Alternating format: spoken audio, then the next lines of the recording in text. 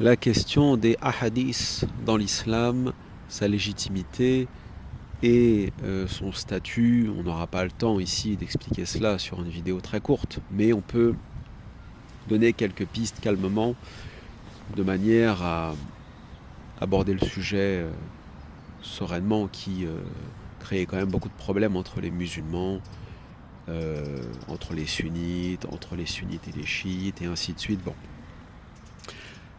Mettez-vous bien dans la tête que le choix et l'authentification d'un hadith par un muhaddis depuis le début des compilations jusqu'à aujourd'hui ne repose que sur l'ijtihad, l'effort d'interprétation du muhaddis.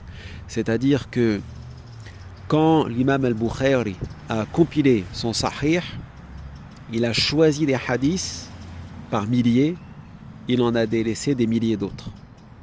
Que d'autres muhaddisines qui sont arrivés avant, pendant ou après lui, ont considéré comme étant eux sahih.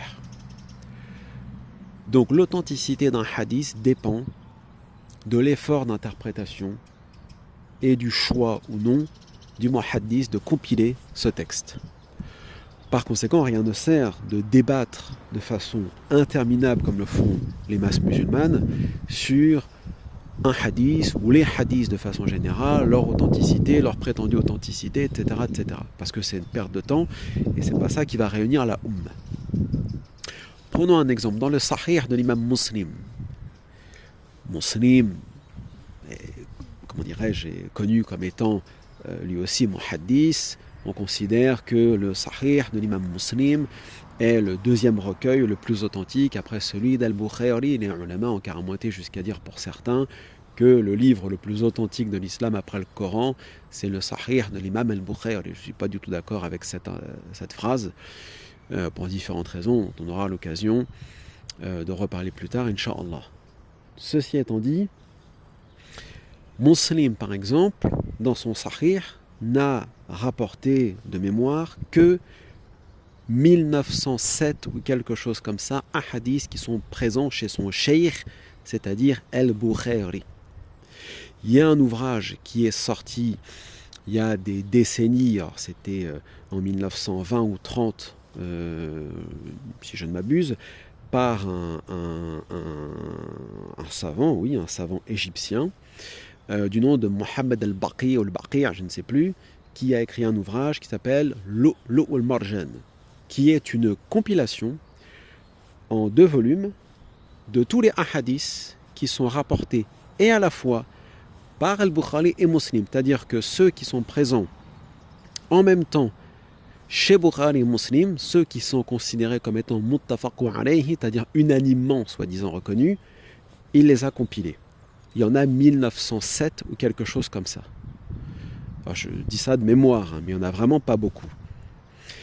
Donc c'est-à-dire que, en fonction des conditions que le muhaddis s'impose, il recueille des hadiths en fonction des conditions qu'il s'est imposées, qui ne sont pas les mêmes que celles de son cheikh. Et les élèves et ainsi de suite font différemment s'ils continuent le chemin, on va dire, de la collecte des hadiths, etc. Un exemple, dans le Sahih de l'imam Muslim, dans le Sahih de Bukhari par exemple, il y a un hadith qui dit, soi-disant, attribué au prophète, sallallahu alayhi wa sallam, celui qui change de religion, tuez-le. Hadith controversé, qui fait peur à beaucoup de personnes. Bon, on aura l'occasion de reparler de ce sujet, mais concentrons-nous juste sur le choix des textes. Muslim ne rapporte pas ce hadith. Pourquoi il ne rapporte pas?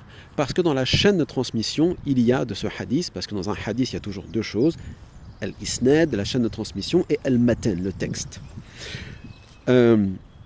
Muslim ne rapporte pas ce hadith dans son sahih parce qu'il considère que dans la chaîne de transmission, il y a Ikrima et il considère, lui, Muslim, qu'il n'est pas thiqa, de confiance. Donc il n'en veut pas, il ne le prend pas. Donc voilà un hadith, déjà, dont on pourrait dire que Muslim l'a rejeté.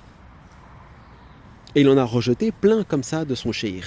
De la même façon que Bukhari n'a pas accepté tous les hadiths qu'il a trouvés ailleurs, de la même façon que pour compiler son musnad, l'imam Ahmed ibn Hanbal n'a pas accepté des hadiths tantôt qui étaient rapportés par Bukhari, Muslim, etc. Donc, Tout ça pour dire, sans aller trop loin, que quand je vois des jeunes musulmans ou musulmanes sur internet qui depuis des années relaient des hadiths en disant il est sahih, akhi, boum, prends ça dans ta tête, t'as pas le choix, terminé. D'abord, l'islam c'est pas comme ça.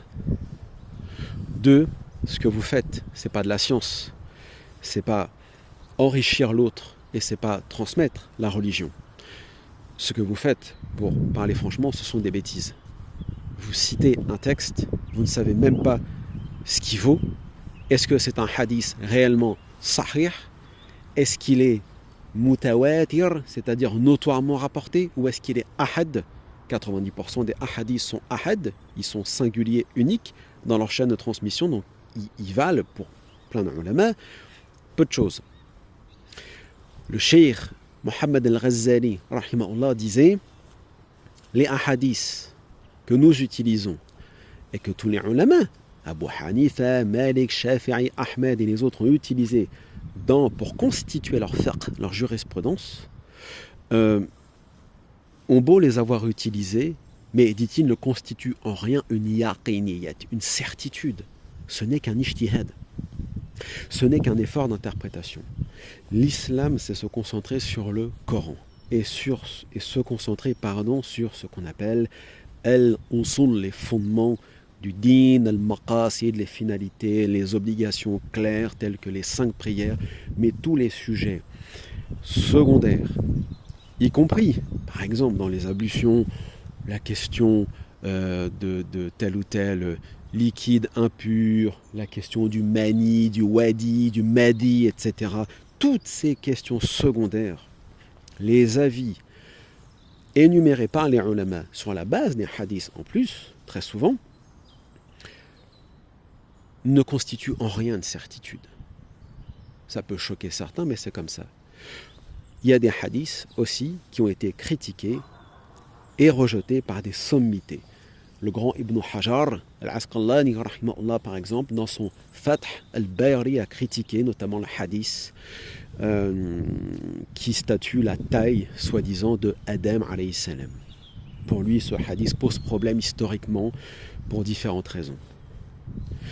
Des ulama comme l'imam Malik, rahimahullah, n'a pas pris dans son fiqh le hadith sur le su'r, la bave du chien.